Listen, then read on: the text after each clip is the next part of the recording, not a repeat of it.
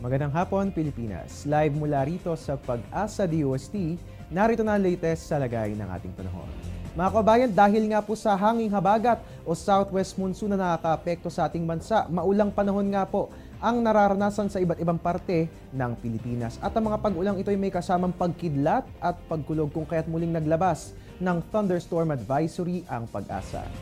Ayon nga po sa abisong nilabas ng ating Weather Bureau ngayong alas 4 ng hapon, maulang panahon nga po ang nararanasan ngayon sa lalawigan ng Bohol, partikular po yan sa bayan ng Bien Unido, ganun din sa Pilar at sa Sierra Bulyones. Ayon nga po sa ating Weather Bureau, magpapatuloy po mga pag-ulan hanggang sa susunod na oras kung kaya't ang lahat ay inaabisuhan na maging alerto. Lalo pat ang mga pag-ulang ito ay magdadala ng pagkidlat at pagkulog, ganun din na malalakas na hangin at posible itong magdulot ng mga pagbaha. At mga kababayan, sa ating pagbabalik, kaalamin po natin ang iba't ibang rainfall warning signals na inilalabas ng Pag-asa kapag maulan ang ating panahon. Ang tabayanan po yan makalipas ang isang paalala.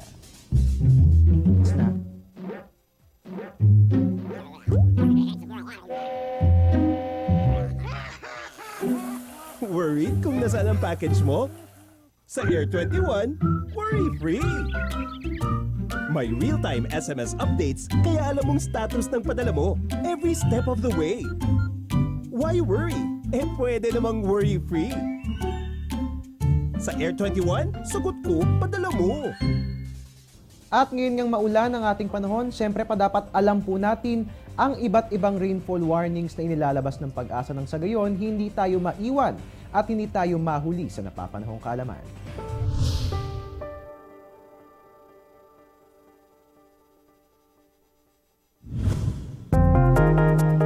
Alamin kung paano iintindihin ang rainfall warning system ng Pag-asa. Ang yellow signal ay nangangahulugan ng aware. Ibig sabihin, posibleng magkaroon ng baha sa mga mababang lugar.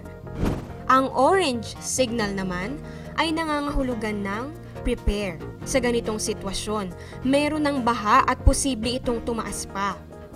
Ang red signal ay nangangahulugan ng take action. Higit pang tataas ang baha at dapat nang lumikas ang mga residente. Tandaan ang kahulugan ng rainfall warning system bilang gabay sa susunod na pag-ulan. At yan po muna ang latest mula rito sa Pag-asa DOST.